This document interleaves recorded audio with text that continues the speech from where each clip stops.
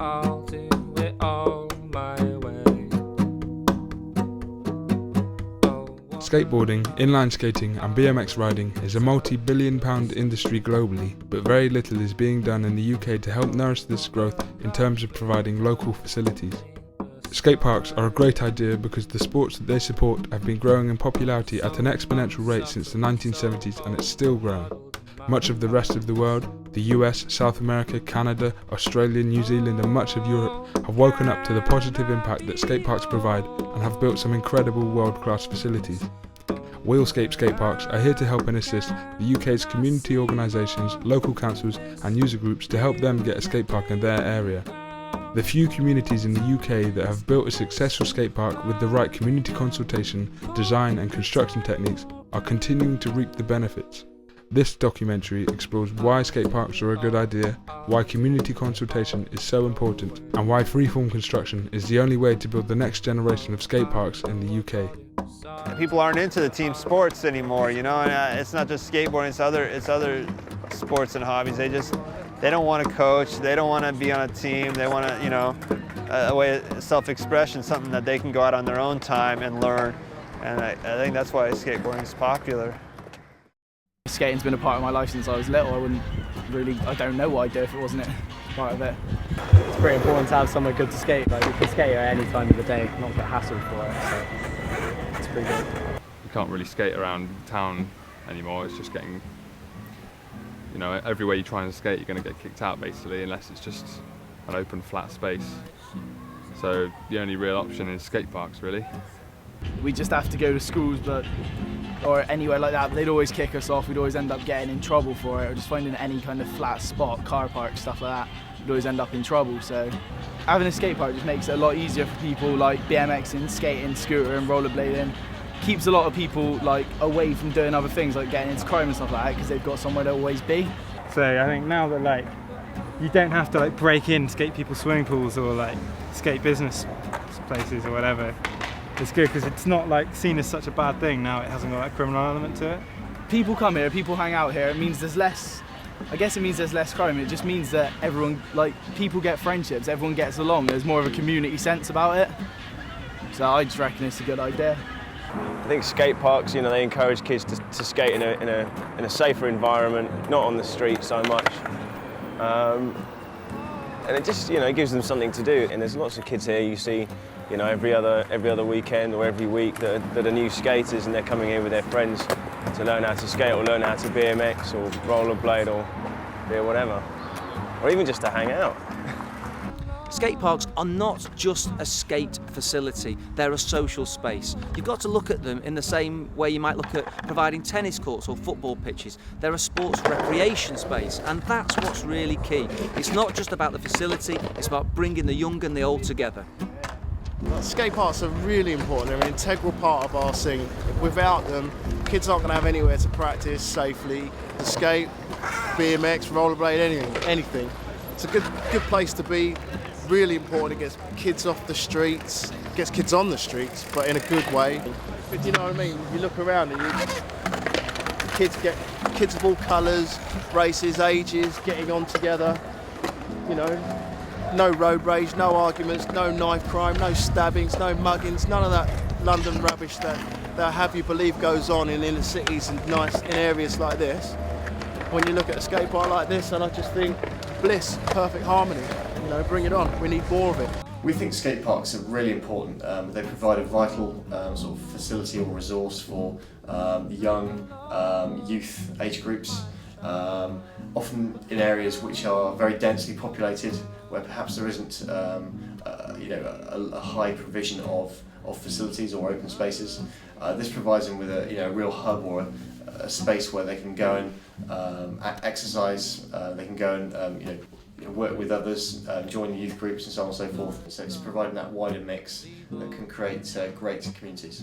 It's important for kids to have these spaces where they can go and they have to learn life skills and how to behave responsibly in an uncontrolled, neutral environment, and that teaches kids a lot, as well as obviously it keeps them healthy. They're outdoors and they get to learn new talents and stuff like that.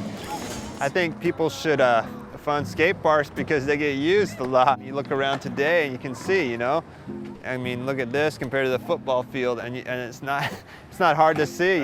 It's just a good form of self-expression as well as physical activity.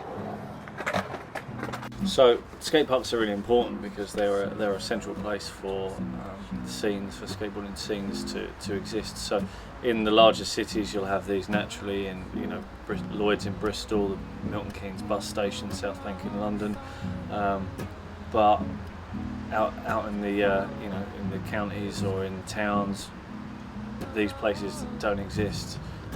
So we need skate parks, good central points for skates to meet, to skate, to progress, it builds a scene. Plus it's a good way to pass the time without sitting in front of a PlayStation or going to the pub, or once it's a good way to let off some steam. You go skating, you just feel a bit more on it when you come away from it, a bit the same way as you would if you go out riding your bike to and from work. When we have jam days here, or there's a bit of an event on or something, everyone likes to get involved. I mean, during the Quicksilver Jam last year, I've never seen the park this full, and there's people, looking out of their windows across the street, and it's just a quite nice atmosphere, because at the end of the day, it's, you consider it as your park. If you skate it all the time, it's like an extension of your life.